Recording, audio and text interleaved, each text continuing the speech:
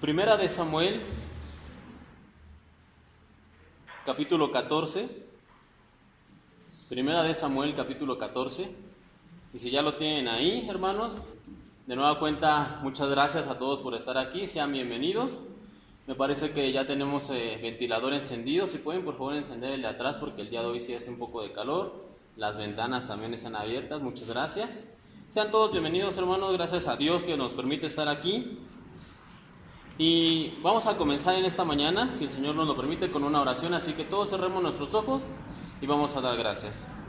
Padre, te agradecemos en esta mañana por la oportunidad de estar aquí en tu casa para poder escuchar de ti, para poder escuchar tu palabra. En esta hora, Señor, te pido por favor tú nos bendigas, nos ministres, nos enseñes, pero sobre todo que tu Espíritu esté hablando no solo a nuestras mentes, sino a nuestros corazones para poder entender, para poder aprender de ti, para tener una vida en santidad que te agrade.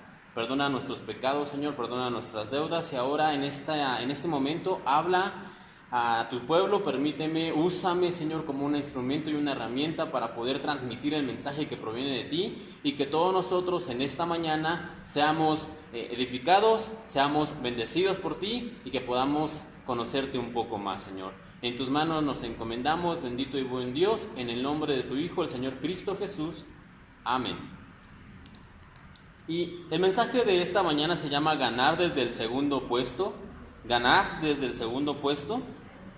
Y ya que ustedes tienen su Biblia allí, Primera de Samuel, capítulo 14, no la pierdan, en este momento no lo vamos a leer, pero ¿cuántos conocen a un tal David? ¿Puedo ver sus manos que se mencionan en la Biblia? Sus manos bien altas, si no la levantan, ¿está dormido o no está poniendo atención? ¿Cuántos conocen a un tal David? Gracias, baje su mano. Yo creo que todos, de hecho, en la clase de varones solíamos tener un dicho que era el David nuestro de cada 8 días, porque siempre que hablábamos o poníamos un ejemplo o dábamos instrucción acerca de algo, mencionábamos ¿a quién? A David como ejemplo, porque lo cierto es que David tiene un periodo muy largo de vida narrado en la Biblia y tiene muchos ejemplos buenos y malos que nos ayudan precisamente a ser mejores o a ser más. De hecho, ¿cómo se le conoce a David? Como el varón conforme al corazón de Dios. Usted ha escuchado eso. Ese es como su apodo, vamos a decir. A David se le conoce como el hombre o el varón conforme al corazón de Dios. ¿Y quién no quisiera ser conforme al corazón de Dios? David es un ejemplo de verdad, de virtud, de seguimiento, de lealtad, pero también de repente es un ejemplo de lo que no se tiene que hacer. Muy bien. Bueno, en esta mañana vamos a hablar muy poco de David. ¿Por qué? Porque la historia de David, les decía, dentro de los personajes, si hubiera un top 5 de los personajes más famosos y más mencionados en mensajes, en sermones, en clases, en estudios, sería David. David estaría por ahí de el segundo o tal vez tercer lugar, junto con el Señor Jesús, el apóstol Pablo, el profeta Elías, Moisés posiblemente. Entonces estamos hablando de un top 5 donde David seguramente sí entra. Pero la historia del éxito o de cómo David se convirtió en un varón conforme al corazón de Dios no comenzó cuando David nació. No comenzó en sus primeros años, es más, posiblemente comenzó antes de que David naciera. ¿Por qué? La Biblia nos habla en este capítulo de Primera de Samuel, capítulo 14, les decía, si ustedes ven en su Biblia, no tiene como tal un título que tiene regularmente las Biblias, pero nos habla acerca de una guerra que comienza a combatir el pueblo de Israel en contra de un pueblo que vamos a ver bastantes veces en este tiempo de Primera y Segunda de Samuel, que son los filisteos. ¿Han escuchado hablar de los filisteos? De hecho, el filisteo quizá más famoso de todos, ¿quién es? Goliat, el gigante. No vamos a ver tanto acerca de Goliat, hoy no vamos a ver David contra Goliat tanto, ni nada de eso. Hoy vamos a hablar simplemente de los filisteos. Y nos narra la Biblia que cuando Saúl se convierte en rey pocos años después de que él es convertido en rey, comienza su primer campaña de guerra en contra de los filisteos. Para ponerlos un poco en contexto, en este capítulo 14, se lo resumo, la Biblia nos dice que los filisteos oprimían al pueblo de Israel. De hecho, también se nos cuenta que en el pueblo de Israel estaba prohibido o no se permitía que hubiera herreros. ¿Por qué? Porque los filisteos no querían que los israelitas tuvieran armas o espadas ni nada de este tipo de cosas para poder continuar teniendo dominio sobre ello. De hecho, si los israelitas, nos dice este capítulo, necesitaban que se les afilara alguna herramienta, algún hacha, algo del cultivo, tenían que ir hasta con ellos, tenían que pagar para que los filisteos hicieran el trabajo, algún herrero de los filisteos, y después tenían que regresar. Pero los israelitas no tenían herreros, no tenían armas.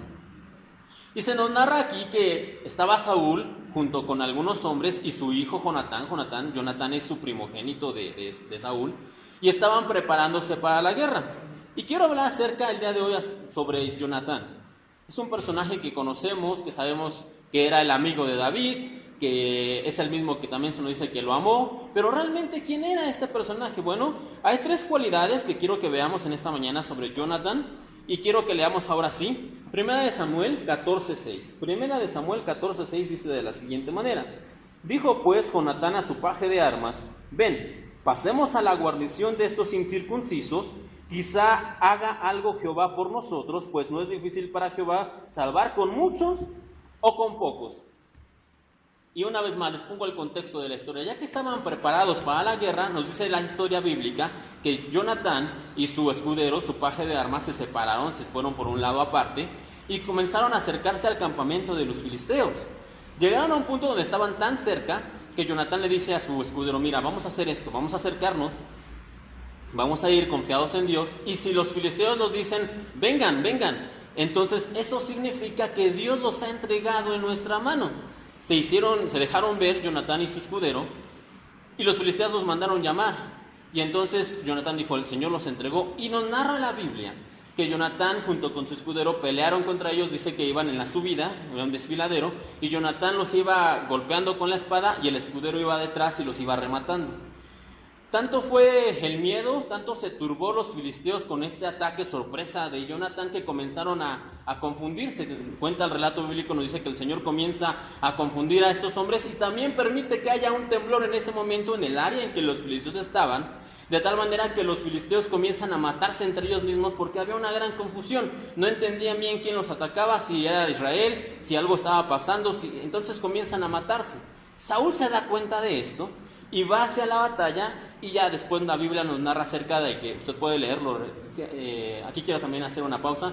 En las últimas semanas les he estado diciendo que usted puede leerlo después en casa. ¿Por qué? Porque me gustaría que usted lo leyera en casa, que no se quedara con lo que le platicamos aquí, que usted vaya y diga: bueno, si hoy nos hablan acerca de 1 de Samuel 14, el lunes o el martes o el miércoles, mientras tenga por ahí un rato, vaya y lo lea, para que también usted se dé cuenta que no estamos inventando nada, que realmente lo que hablamos, lo hablamos de la Biblia. Regresando a lo que estábamos diciendo, Samuel va con su ejército, que era más o menos de 600 hombres, y comienza precisamente a atacar. Y aunque no es parte de lo que vamos a ver hoy, nos dice la Biblia que el golpe que hizo Israel contra los filisteos no fue más fulminante porque Saúl había cometido un error. Le había pedido a todo su ejército que ayunaran ese día, y el ejército estaba tan cansado que no pudo hacer más para poder derrotar a los filisteos. La Biblia nos dice que la victoria habría sido más contundente en contra de sus enemigos si Saúl no hubiera cometido ese error. Pero bueno, solamente es un detalle. Entonces les decía, quiero hablar acerca de Jonatán y quiero que veamos 3 elementos que tiene este personaje en este momento. Primero que nada se nos dice que él es hijo del rey Saúl, por lo tanto él es un príncipe. No solamente es un príncipe, es un primogénito, es el heredero al trono, es el príncipe de Israel, es uno de los principales. Les platicaba un poquito acerca de que los israelitas no tenían herrero, y de hecho se nos cuenta en este relato que solamente 2 personas tenían espada. Una era Saúl, que era el rey, y la otra era Jonatán, que era el príncipe. Solamente ellos 2 tenían espada. No solamente era el hijo del rey, sino que también podemos ver en este relato que desde joven era un guerrero. Esta es la primera aparición que él tiene, y él y su escudero matan a más de 20 soldados filisteos. Y lo hacen sin dudar, sin titubear. Jonatán en este punto de la historia era un jovencito, tendría entre 17, no más de 18 años. Era una persona bastante joven, pero desde muy joven él entendía su posición y era un guerrero. Y no solamente era guerrero, sino que era valiente. Si usted retoma el relato como le estaba diciendo, usted se va a dar cuenta que el ejército que Saúl llevaba, estos 600 o 700 hombres que él llevaba, nos narra la Biblia y nos deja bien definido enfáticamente que tenían miedo, que estaban temblando, que no querían ir a la guerra al lado de Saúl y que estaban precisamente temblando de miedo, pero Jonatán y su escudero no. De hecho, Jonatán, en su valentía, se acerca al ejército filisteo y es por medio de él, por medio de este ataque y por medio del Señor, que los israelitas obtienen su primer gran victoria en contra de los filisteos. Entonces era hijo de rey, era guerrero y era valiente. Si usted se encuentra en la Biblia, vamos a suponer que usted nunca ha leído la Biblia, es la primera vez que toma este relato. Ya leyó todo Génesis, ya leyó toda esta parte acerca del pueblo de Israel en el desierto, ya leyó la entrada de Israel a la tierra prometida, ya leyó los jueces y ahora está llegando a esta parte donde Saúl es coronado rey y ahora comienza a leer acerca de su hijo Jonatán. ¿Qué pensaría usted? ¿Qué pensaría? Estamos hablando, si ya nos presentaron al rey Saúl y ahora nos están presentando a su hijo y su hijo tiene todas estas grandes características, lo más probable es que nosotros pensemos va a llegar a ser un gran personaje dentro de las siguientes páginas del texto. Si Saúl es un gran rey, su hijo, su descendiente, el príncipe de Israel, Jonatán, va a llegar a ser un excelente rey. Y no solamente viene de la nobleza, es valiente, es guerrero, confía en Dios. Jonatán es realmente el siguiente paso. Eso es lo que nosotros podríamos pensar. Entonces la pregunta aquí es, ¿qué pasó? Porque nosotros no es la primera vez que lo leemos, nosotros conocemos la historia, nosotros sabemos qué es lo que sucedió. Y Jonatán, si bien es cierto que sigue apareciendo en el relato bíblico más adelante, su participación es mínima, podríamos pensar. Es más, podríamos calificarla como una participación pequeña, casi un detalle decorativo, si ustedes quieren. Se nos presenta como el guerrero que venció y que le dio la primera gran victoria a Israel, pero 2 o 3 capítulos después simplemente apenas si se le menciona, y conforme pasan los capítulos solamente hay pequeñas menciones de él, desaparece completamente del relato bíblico. ¿Qué pasó? La pregunta es, ¿qué pasó?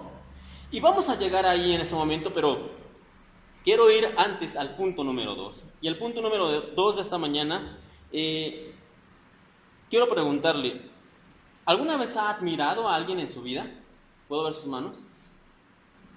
Y el que no levante, la verdad es que yo creo que nos lo estamos ocultando, pero todos en algún punto, sobre todo cuando somos adolescentes, por ahí entre los 13, 17, 18 años, admiramos a alguien, a un futbolista, algún actor, alguna actriz, algún cantante, inclusive algún personaje de ficción, de alguna animación, de alguna película, de algún corto animado, pero todos tenemos a alguien en el cual admirar.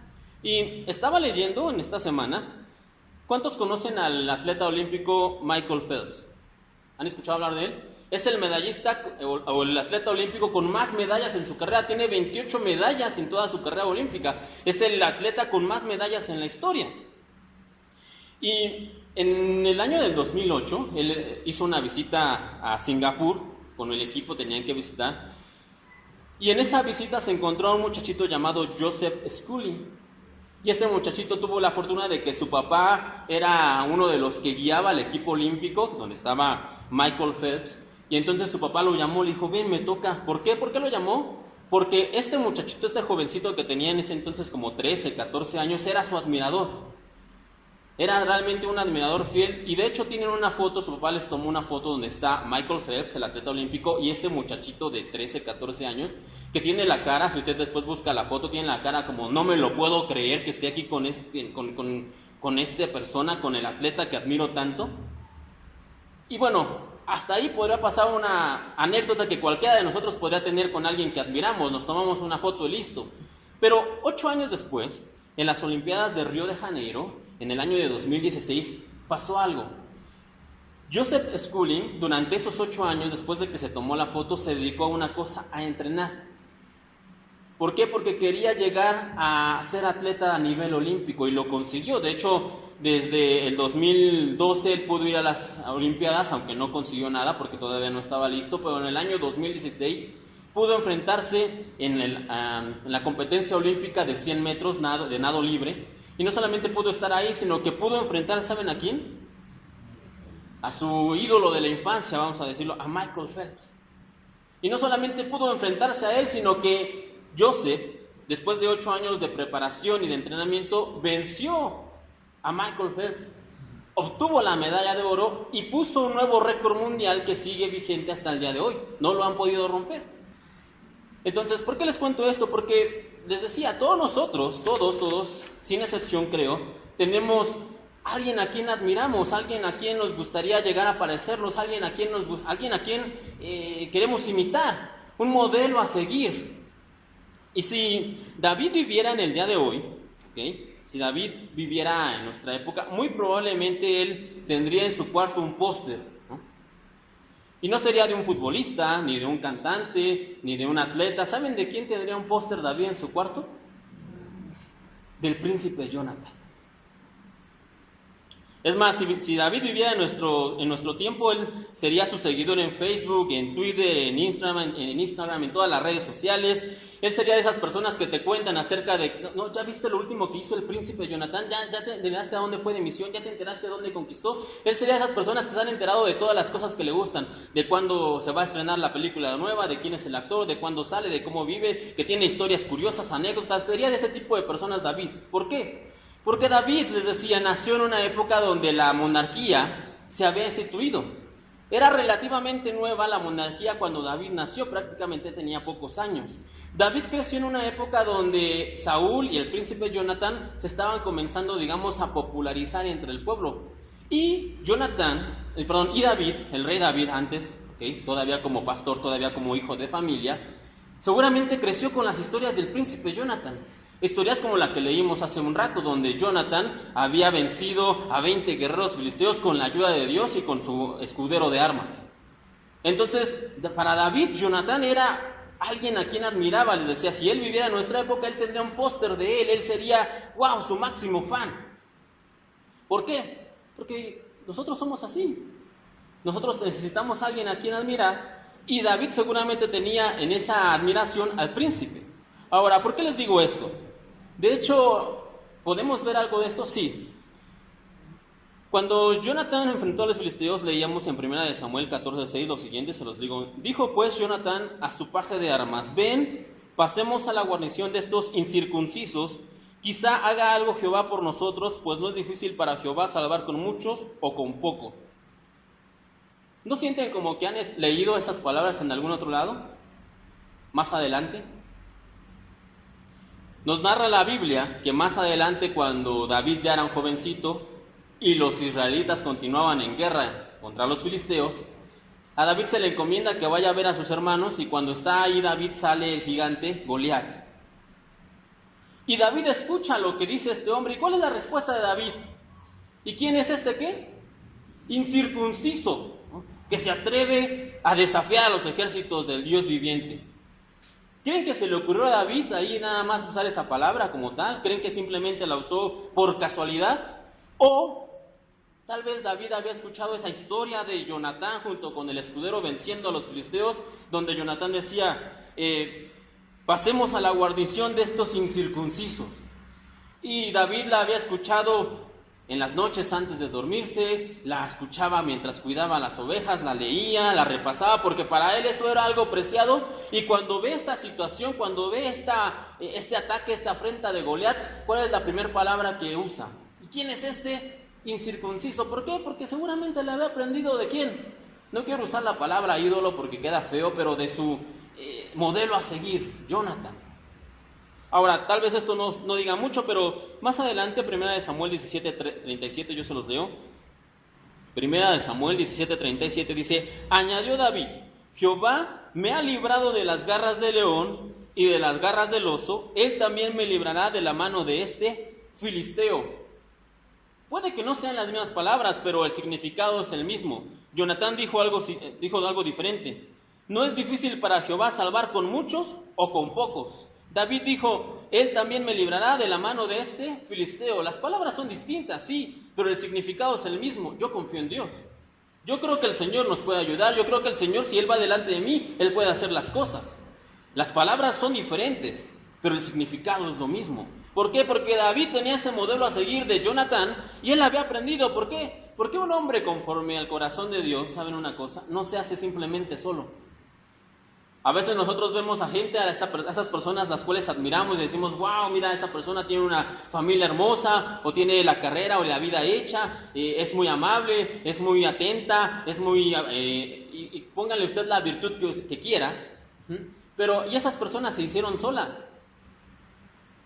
No. Todos aprendimos cosas buenas o cosas malas, en este caso cosas buenas de alguien, de algún lugar.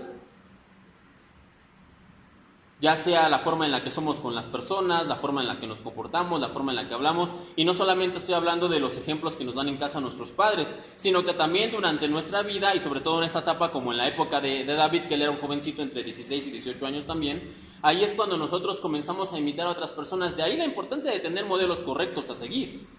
De ahí la importancia de saber a quién vamos a comenzar a imitar. Entonces, aunque las palabras son diferentes, les decía, la actitud y la confianza en Dios son las mismas. Y seguramente David había escuchado la historia de Jonatán, se la sabía de memoria, la había escuchado en la noche antes de dormir, en las mañanas, mientras cuidaba las ovejas, y entonces él hace lo mismo. ¿Ok? Y es justo después, no me voy a detener mucho, David sale, pelea, mata a Goliat, porque ni siquiera hay una pelea, con ayuda de Dios. Y entonces David lo llevan ante Saúl, el rey, después de que ya había matado a Goliat, y ocurre precisamente un encuentro. David hasta este punto no había conocido a Jonatán. Sabía de él, seguramente había escuchado sus historias, pero David no había conocido a Jonatán. Y la Biblia nos dice en 1 Samuel 18, del 1 al 4, dice: después de que David terminó de hablar con Saúl, conoció a Jonatán, el hijo del rey. De inmediato se creó un vínculo entre ellos, pues Jonatán amó a David como a sí mismo. A partir de este día, Saúl mantuvo a David con él y no lo dejaba volver a su casa. Jonatán hizo un pacto solemne con David porque lo amaba tanto como a sí mismo. Para sellar el pacto, quitó su manto y se lo dio a David, junto con su túnica, su espada, su arco y su cinturón. Y aquí quiero hacer una aclaración. Creo que ya lo comenté un poquito anteriormente, pero quiero hacer una aclaración. De repente, cuando nosotros nos imaginamos esto, estamos leyendo, nos imaginamos regularmente a dos jovencitos, ¿no? David por ahí en sus 17, 18 y Jonatán más o menos igual. Pero haciendo cuentas y revisando el relato bíblico, no puede suceder de esta manera. Ciertamente David tendría entre 16 y 18 años, pero Jonatán era un joven o un adulto joven ya entrado en sus 30, posiblemente entre 28 y 35 años. No era un jovencito, no era una persona grande ya, pero no era un adolescente como David. Ya era un hombre que mínimamente le duplicaba la edad. Entonces, sí, aquí la Biblia nos habla acerca de una amistad. La Biblia nos habla acerca, pero note de cerca el texto que se nos enfatiza que Jonatán fue el que vio a David y fue el que lo amó como a sí mismo. ¿Y qué quiero decir con esto? Aquí vamos a empezar a hablar acerca de una relación como de mentoría, como de guía. La Biblia no profundiza mucho en esta relación, al menos no lo hace de manera visible.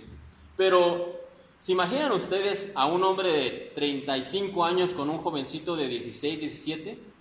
¿Pueden ser amigos? Sí, pueden ser amigos seguramente. Los gustos pueden ser diferentes, las ideas obviamente son diferentes. Una persona de 35 años ya es más madura, ya es más centrada que un muchachito de 16. Pero esa relación, ¿de qué se trata? Se trata más de guiar al muchachito, de ser un mentor, de ser una persona que le va a guiar en el camino. Y nos dice aquí la Biblia que David ya no regresó a su casa, se quedó con Saúl y en consecuencia también con Jonatán, se quedó con ellos. Y aquí quiero retomar la pregunta. Entonces, ¿qué pasó con la joven promesa llamada Jonatán? ¿Qué pasó con él? Bueno, la respuesta es sencilla. Entendió su lugar. Jonatán entendió que él no sería el baluarte de Israel, ni su próximo rey, ni quien guiaría al pueblo, ni quien estaría bajo las luces. Él entendió que su labor era una cosa: preparar a quien sí lo sería. De hecho, la Biblia, en 1 Samuel, vayan para allá por favor, capítulo 23, 1 Samuel, capítulo 23, versículos del 16 al 17, dice de la siguiente manera, 1 Samuel 23, 16 y 17. Entonces se levantó Jonatán, hijo de Saúl, y vino a David a Ores, y fortaleció su mano en Dios, y le dijo: no temas, pues no te hallará la mano de Saúl mi padre, y tú reinarás sobre Israel, y yo seré segundo después de ti. Y tú reinarás sobre Israel, y yo seré segundo después de ti. He aquí dos versículos que regularmente leemos cuando hacemos nuestra lectura anual y los pasamos por alto. Ya conocemos la historia, sabemos que David va a ser perseguido por algunos años, pero que David terminará siendo rey. Ya sabemos la historia, pero pasamos por alto este pequeño pasaje donde dice, hay unas palabras que mientras estaba preparando estos me encantaron. Dijo, seré segundo después de ti. Segundo después de ti.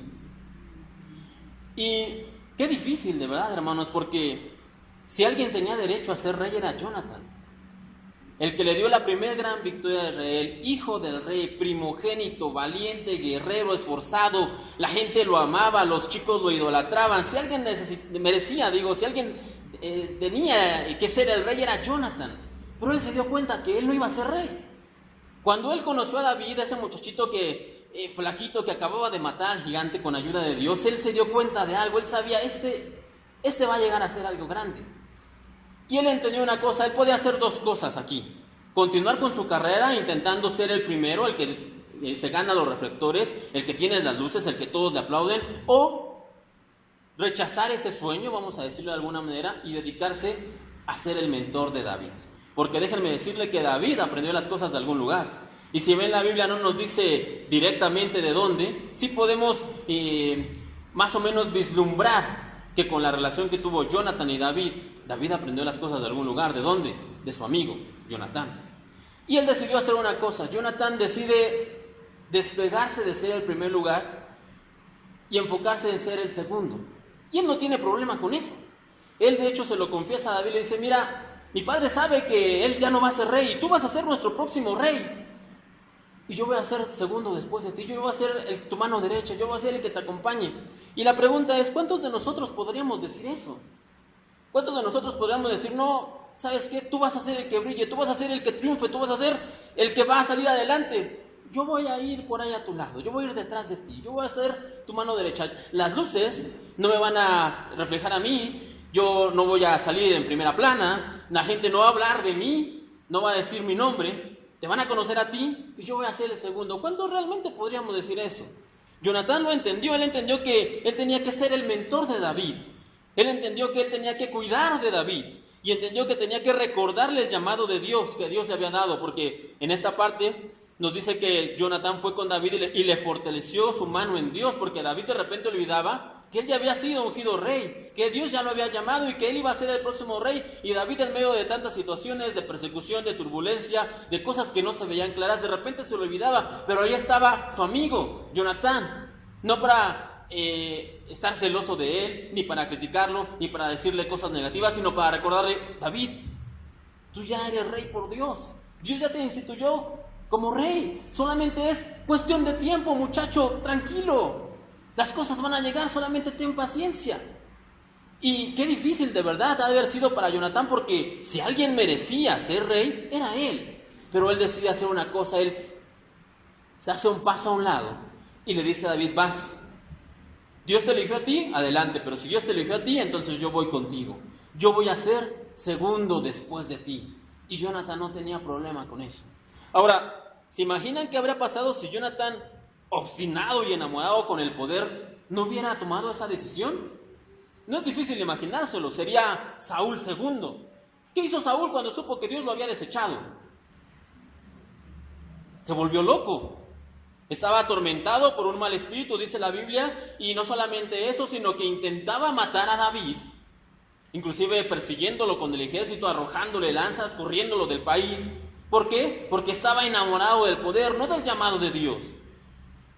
Saúl podría bien haber hecho lo mismo que su hijo, ponerse a un lado y decir, bueno, David, si Dios te eligió a ti, adelante, toma el reino y yo voy a estar contigo, yo te voy a ayudar. ¿En qué te ayudo, muchacho? Yo ya tengo experiencia, ¿cómo te apoyo? Si Dios ya te eligió, adelante, pero no lo hizo. En cambio, Jonatán sí. Y por esa situación, Jonatán es exitoso desde el segundo puesto, desde el segundo lugar. Y pensando en esto, me pregunto entonces, ¿cuántos segundos lugares hay queriendo tomar el primer puesto que no le corresponde? Y no lo lanzo generalizado, sino me refiero, por ejemplo, aquí en la iglesia entre nosotros. ¿Cuántos segundos hay de nosotros?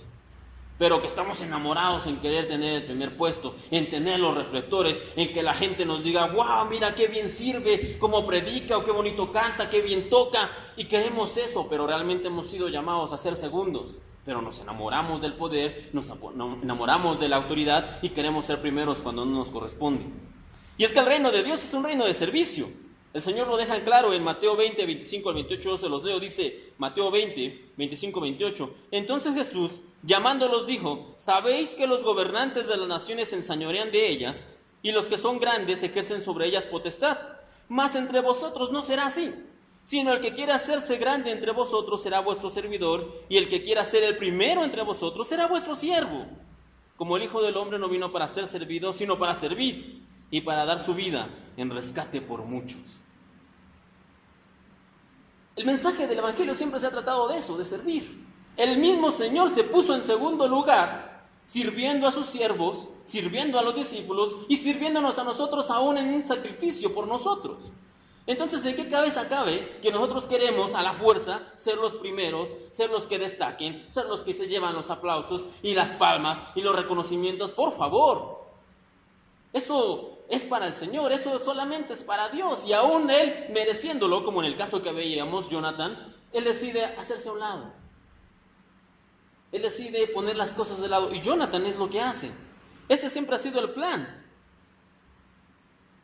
Ese siempre ha sido el plan, y nosotros nos quejamos con el Señor porque decimos: Señor, es que no ven mi servicio, es que no ven lo que hago, no reconocen que llevo sirviendo años en la iglesia y que estoy fiel y la gente no me ve, y entonces nos enojamos con el Señor, y hay gente que hasta se termina yendo de las iglesias enojada porque la gente no reconoció su talento y sus servicios y su ministerio. Y la Biblia en Romanos 9, 19, 20 nos dice: mas antes, oh hombre, ¿quién eres tú para que alterques con Dios? Dirá el vaso de barro al que lo formó: ¿por qué me has hecho así? ¿O no tienes potestad del alfarero sobre el barro? Y si el Señor quiere que seamos segundo lugar, y si el Señor quiere que estemos tras bambalinas en las sombras, y nosotros nos aferramos a: no, Señor, yo quiero que la gente me vea y que la gente diga qué bien lo hace. Y eso solamente es estar enamorado del poder, de los aplausos y de la gloria. No estamos enamorados del Señor ni de servirle a Él. Estamos enamorados de los reconocimientos, pero no del Señor. Entonces, debemos entender que si somos un segundo lugar, que si el Señor nos ha llamado a ser como Jonathan, un segundo lugar, un segundo puesto, está bien. ¿Por qué? Porque se puede ser exitoso también desde el segundo lugar. Ahora bien, ¿cómo podemos llegar a ser exitoso desde el segundo puesto, desde el segundo lugar? Hay varios ejemplos, no solamente Jonathan nos habla acerca de eso. ¿Han escuchado hablar acerca de Andrés, el apóstol? Andrés tenía un hermano, ¿sabe quién era? ¿Cómo? Su hermano se llamaba, o más bien tenía el sobrenombre de Pedro. Pero la Biblia, en el Evangelio de Juan, nos dice que cuando el Señor Jesús es reconocido o señalado por Juan el Bautista como el Cordero de Dios que quita el pecado del mundo, dos discípulos fueron con el Señor Jesús, y uno de esos discípulos era Andrés. Y hablaron con el Señor, le preguntaron: Señor, ¿dónde moras? El Señor le dijo: vengan y vean. Y estando ahí, el Señor les comparte acerca de la palabra, y Andrés, después de escuchar, dice que se levanta y busca primero que nadie a su hermano, Pedro. La pregunta es: ¿creen ustedes que Andrés habría ido a compartirle a Pedro inmediatamente si Andrés hubiera sabido que su hermano iba a llegar a ser el líder del grupo?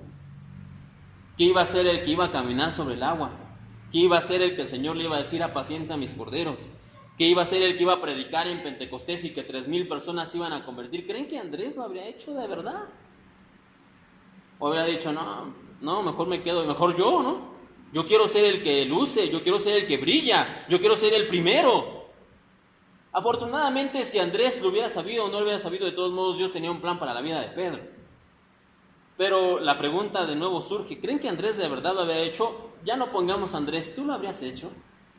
¿Tú habrías ido con tu hermano o con tu primo, con tu esposa, con tu vecino para decirle: oye, el Señor te llama, y que tu vecino al cabo de los años, ese que odiabas porque te tiraba la basura, porque no se caían bien, porque ponía la música a todo volumen a las 11 de la noche, veas que es pastor en tal iglesia con 4,000 miembros y ahora es exitoso en su ministerio, y dirías: uy, mejor hubiera sido yo? ¿Seríamos nosotros realmente tan buenos como para ir y compartir el mensaje? ¿O muchas veces sucede que realmente no compartimos el mensaje por eso? ¿Qué sucede realmente con nosotros? ¿Andrés realmente lo habría hecho si hubiera sabido lo que iba a pasar? Yo creo que sí. Pero aún así, tenemos que aprender, les reitero, a ser exitosos desde el segundo puesto. Andrés no es el único. Hay otro personaje en la Biblia llamado Bernabé. Yo creo que han escuchado hablar acerca de Bernabé en el Nuevo Testamento. Su verdadero nombre era José. Pero la gente, los discípulos le llamaban Bernabé y para los cuates pues era Berna. Y la gente le llamaba Bernabé. Y Bernabé tenía un ministerio. Bernabé tenía, digamos, el ministerio de la reconciliación. Y nos cuenta el relato bíblico que Saulo, ustedes lo conocen después como Pablo, Saulo de Tarso, llegó al conocimiento del Señor. Llegó a saber acerca de él, se convirtió al ministerio. Pero la gente, los cristianos, los primeros creyentes y los discípulos tenían sus dudas. De tal manera que Saulo regresó a su ciudad natal, Tarso, y pasó allí algún tiempo. Pero Bernabé, después de que escuchó la historia, fue a Tarso y buscó a Saulo. Y lo llamó y le dijo, ven, acompáñame, y se lo llevó. Y el único que creyó realmente en Saulo fue Bernabé. Y aquí hay una particularidad, seguramente ustedes se han dado cuenta, pero cuando Bernabé va con Saulo, la Biblia nos habla acerca de, Bernabé fue con Saulo, y luego Bernabé y Saulo fueron a tal lado, y luego Bernabé y Saulo hicieron esto, y luego Bernabé y Saulo hicieron aquello. Léalo usted en el libro de los Hechos, pero después en el capítulo 13 de Hechos ocurre algo que se va a comenzar a repetir de ahí en adelante. Y la Biblia cambia, y el patrón es diferente, dice, y Pablo y Bernabé. Y de ahí en adelante la Biblia lo va a mencionar así. Y Pablo y Bernabé fueron a tal ciudad, y Pablo y Bernabé predicaron en tal lado, y Pablo y Bernabé... ¿Y qué creen que sintió Bernabé? Porque era Bernabé y Saulo. Y de repente de la nada las cosas cambian. Y las cosas ahora son Pablo y Bernabé. Y Bernabé pasa en segundo puesto. Pero Bernabé no se queja. Porque ese era su trabajo, porque él entendía que su labor era ser exitoso desde el segundo puesto. Y aquí hay otra particularidad. ¿Cuándo fue que Saulo, quiero preguntarles, cambia de Saulo a Pablo? ¿Alguien de ustedes sabe? Cuando iba camino a Damasco, es lo que solemos decir. Yo también tenía esa idea. Pero mientras estaba leyendo esto, me di cuenta de algo. Saulo, cuando va camino a Damasco, es Saulo. Cuando se convierte al Señor, porque el Señor se le presenta, es Saulo. Cuando llega a Damasco, es Saulo. Cuando se va a Tarso, es Saulo. Y por mucho tiempo sigue siendo Saulo. Pero Saulo se convierte en Pablo cuando ocurre una cosa, cuando Bernabé llega a su vida.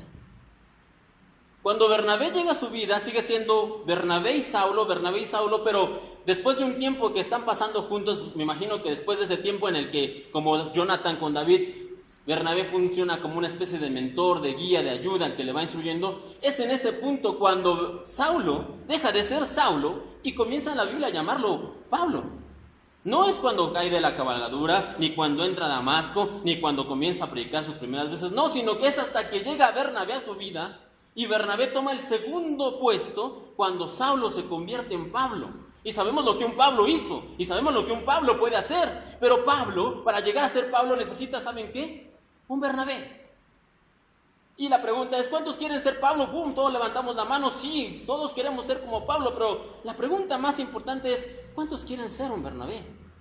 Porque Bernabé no es el que todos recordamos, ni el más famoso, ni el más importante, ni el que se lleva los aplausos y las palmas y las luces y los reflectores. Es Bernabé solamente, el compañero, el amigo, el segundo al mando, el que va a un lado, el que va a la derecha, pero no es el importante. Y cuando nos enteramos de eso, decimos, no sé si hacerlo, no sé si ir o no ir. Si fuera Pablo sin problema, pero si se trata de ser Bernabé, no sé si aceptaría. No sé si lo haría. Y la pregunta es, ¿lo harías realmente? Bernabé era el cristiano reconocido, era el que todos veían, era el varón justo, era el que vendió sus propiedades, el que tenía la madera de ser el grande entre los apóstoles y entre los primeros cristianos. No obstante, él entendió que esa no era su tarea, su labor era ser exitoso desde el segundo lugar. Y lo hizo. Y lo hizo de verdad. Hace unos meses atrás estaba viendo, si usted puede buscarlo después en casa, hágalo, en el maratón de Dallas de diciembre de 2017. No sé si alguno de ustedes ha corrido un maratón. Yo nunca lo he corrido. Mi hermana que está aquí presente sí ha corrido un maratón, medio maratón. Son 42 kilómetros, 42. 42 kilómetros un maratón.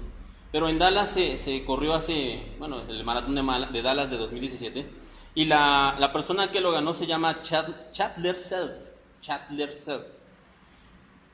Ella fue la que llegó en primer lugar, pero aquí hay una situación, estaba viendo esta historia. A 20 metros de la meta, a 20 metros de llegar, las piernas de esta mujer ya no le daban, no le respondían. De hecho, se cae esta mujer y ya no puede caminar. Pasando a un lado, iba una jovencita de 17 años llamada Ariana Luterman. Ella no iba corriendo en el maratón, ella solamente iba corriendo una carrera pequeña, es la misma pista, pero es una carrera independiente.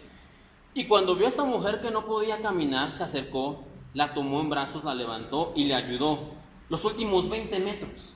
Esta mujer, la maratonista, lleva el rostro desencajado, apenas puede dar los pasos, pero se está esforzando por llegar, se está esforzando por trabajar. Y llegó. De hecho, hubo una polémica porque las reglas del maratón dicen que no puede recibir un competidor ayuda o de lo contrario será descalificado. Y esta mujer por los últimos 20 metros había recibido el apoyo, el brazo, la ayuda de esta jovencita. Y las autoridades decían, ¿qué hacemos? ¿La descalificamos o no? Pero su victoria fue por un buen tiempo de diferencia. El segundo lugar llegó mucho tiempo después. Entonces las autoridades dijeron, está bien, denle la victoria. Aunque haya recibido ayuda, solamente fueron 20 metros. Y ganó por mucho tiempo de distancia. ¿Y qué quiero decir con esto? Si esta mujer, la que ganó el maratón, hubiera llegado tranquilamente al maratón y esta jovencita aquí a un lado hubiera ganado su carrera de 300 metros, me parece que algo así era la carrera que iba, no estaría contándoles acerca de eso del día de hoy. No tendría sentido, no habría trascendido. Un maratón más que alguien ganó bien, felicidades, qué bueno. Pero esta mujer, esta jovencita, que la ayudó, ella ganó el maratón. No ganó el maratón. La que ganó el maratón fue la otra, la que casi pierde las piernas por todo el trabajo que hizo. Pero el nombre de esta jovencita, Ariana Luterman, en ese momento se volvió famoso. La gente le aplaudió, le reconocieron su gesto de humanidad, de bondad hacia esta persona que estaba tirada en el suelo después de que casi sus piernas no reaccionaban. ¿Por qué? Y aunque ella no ganó el maratón, aunque ella no corrió, ni siquiera lo corrió, para la mujer que verdaderamente lo ganó, entrar juntas a la meta es como si las dos juntas, lo hubieran corrido. Y esto no es algo nuevo. ¿Cómo se puede ser, exitoso desde el segundo puesto? Bueno, sí se puede, pero ¿cómo es posible? El Señor nos da algo similar a esto del maratón en Mateo 10, 40 al 42. Y dice lo siguiente: el que a vosotros recibe, a mí me recibe. Y el que me recibe a mí, recibe al que me envió. El que recibe a un profeta, por cuanto es profeta, recompensa de profeta recibirá. Y el que recibe a un justo, por cuanto es justo, recompensa de justo recibirá. Y cualquiera que dé a estos pequeñitos un vaso de agua fría solamente, por cuanto es discípulo, de cierto os digo que no perderá su recompensa. La chica que corría el maratón no ganó el maratón, pero para la persona que sí lo ganó es como si ambas lo hubieran ganado. Para el Señor, Jonathan no fue rey de Israel, ni fue un gran varón, murió relativamente joven Jonathan. No fue el que condujo a Israel a expandir el reino, no fue por medio de él el que se llevó la simiente por la cual nosotros somos benditos. No, Jonathan no fue David. Pero si obedecemos a esto que nos dice el Señor, Jonathan recibió la misma recompensa que haya recibido David por sus acciones. ¿Por qué? Porque Jonathan ayudó, instruyó y guió a David cuando lo necesitaba. Lo mismo ocurre contigo. Les digo, nosotros nos aferramos, nos enfocamos en querer tener el primer puesto, porque ese es el que se lleva los aplausos, ese es el importante, ese es el que todos recuerdan, o al menos eso pensamos nosotros. Pero con el Señor, Él mismo nos dice, las cosas son diferentes, las cosas no son así. Con el Señor, si el que triunfó, triunfa, el que le ayudó recibe la misma recompensa.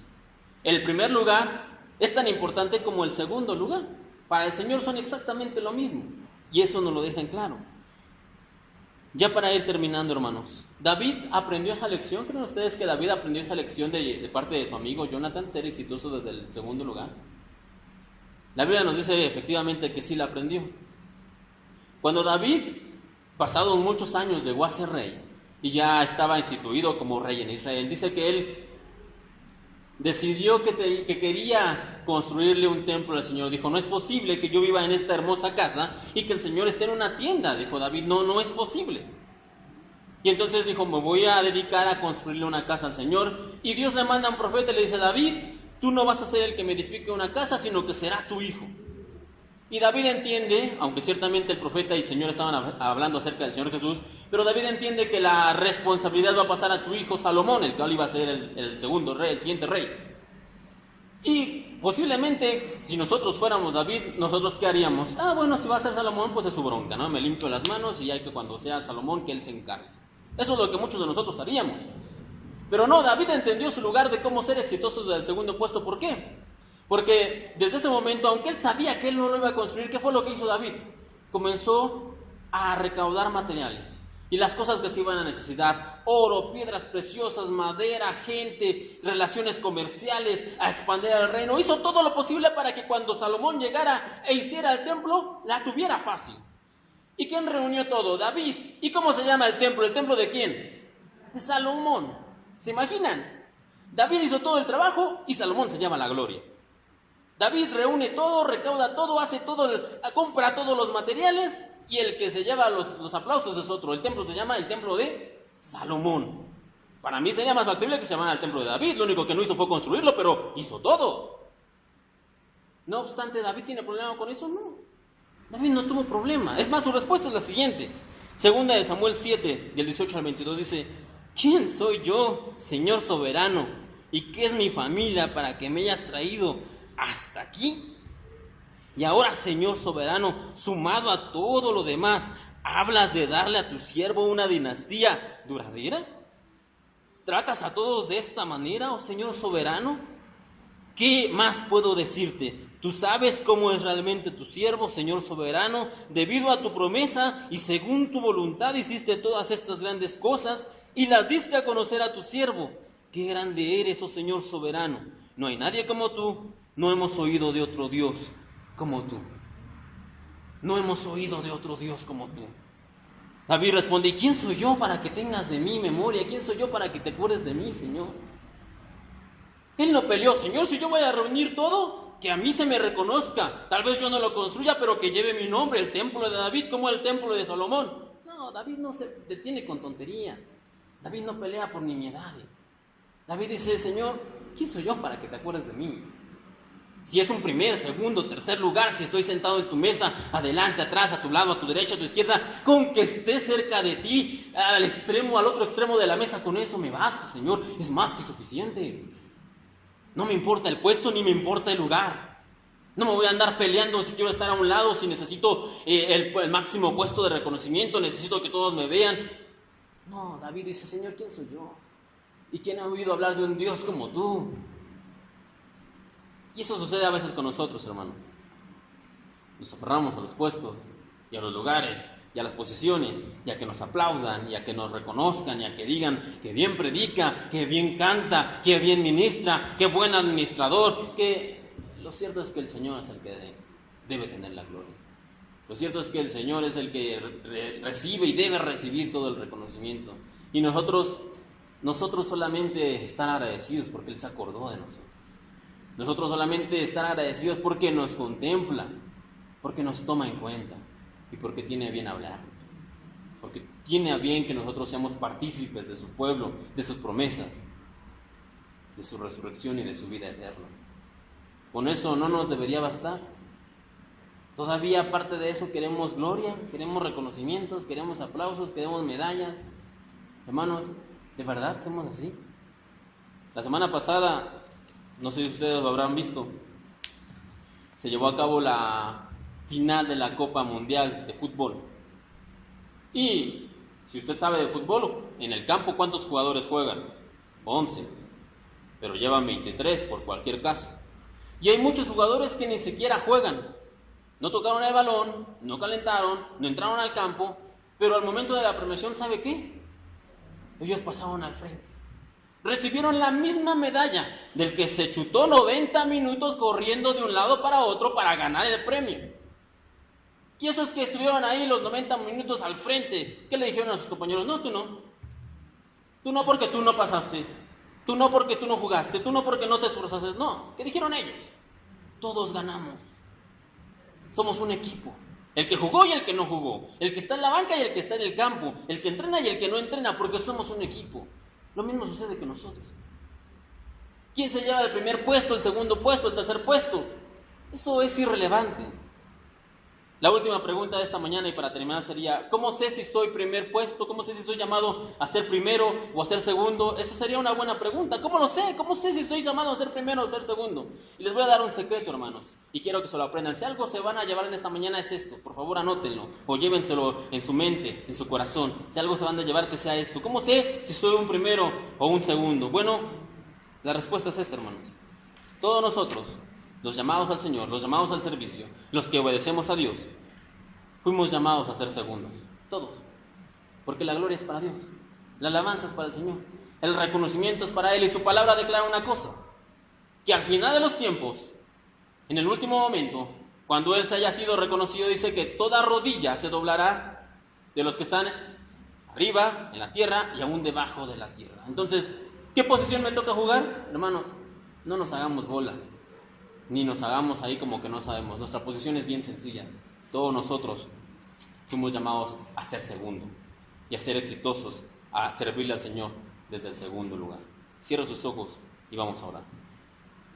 Padre Celestial, te damos gracias en esta mañana por la oportunidad de escuchar tu palabra, por la oportunidad de escucharte a ti, Señor.